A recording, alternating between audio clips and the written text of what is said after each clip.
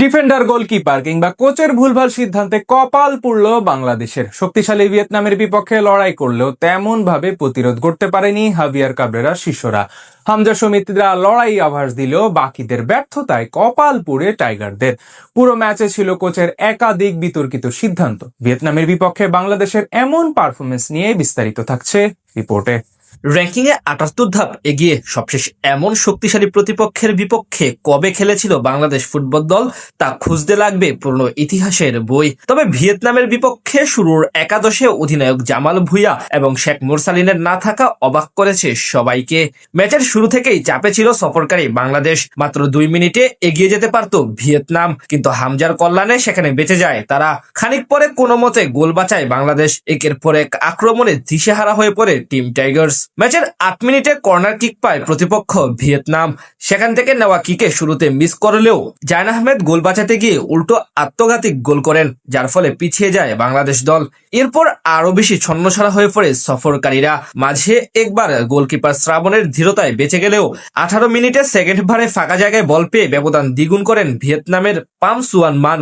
২ গোলে পিছিয়ে পড়ে অবশ্য কিছুটা গুছালো খেলায় মনোযোগ দেয় বাংলাদেশ। ধীরে ধীরে আক্রমণে ওঠার চেষ্টা করে তারা। ২৬তম মিনিটে ডি বক্সের বাইরে থেকে দারুণ এক শট নেন সুহেল রানা, কিন্তু সেটি একটুর জন্য গোল পোস্টের উপর দিয়ে চলে যায়। ম্যাচের ৩২তম মিনিটে একবার সুযোগ পায় ভিয়েতনাম।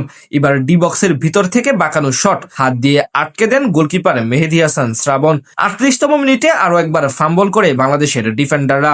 এবার ৩ জনকে ফাঁকি দিয়ে হাইলং এর অসাধারণ শটে ৩ নম্বর গোলের দেখা পায় স্বাগতিকরা। ম্যাচের প্রথমার্ধে আরো বেশ কিছু আক্রমণ করলেও আর গোল হয়নি, যার ফলে ৩-০ ব্যবধানে পিছিয়ে থেকে বিরতিতে যায় বাংলাদেশ দল। দ্বিতীয়ার্ধে ফিরে অবশ্য গোছালো ফুটবলে মনোযোগ দেয় বাংলাদেশ দল।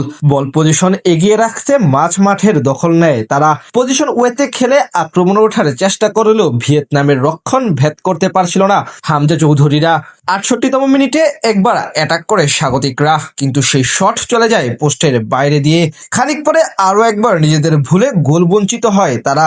এরপর ৭৮ মিনিটে আরো একবার রক্ষা পায় বাংলাদেশ। ম্যাচের বাকি সময় বাংলাদেশ দল এমন মুহুর্মুহুর আক্রমণ সামলাতে ব্যস্ত ছিল। দুই দলের মাঝে শক্তিমত্তার পার্থক্য স্পষ্ট হয়ে ওঠে। মাঝে ২-১বার অ্যাটাক করার চেষ্টা চালালেও তেমন ভাবে সফল হতে পারেনি সফরকারী টাইগাররা। এরপর বাকি সময়ে আরো কয়েকবার পাল্টা আক্রমণ চলে দুই দলের মাঝে, কিন্তু উভয় দিকের ডিফেন্ডাররা দারুণভাবে নিজেদের দৃঢ়তার পরিচয় দেন। সেখান থেকে আর কোনো গোল না হলে শেষ পর্যন্ত ৩-০ ব্যবধানে পরাজয় বরণ করে বাংলাদেশ দল।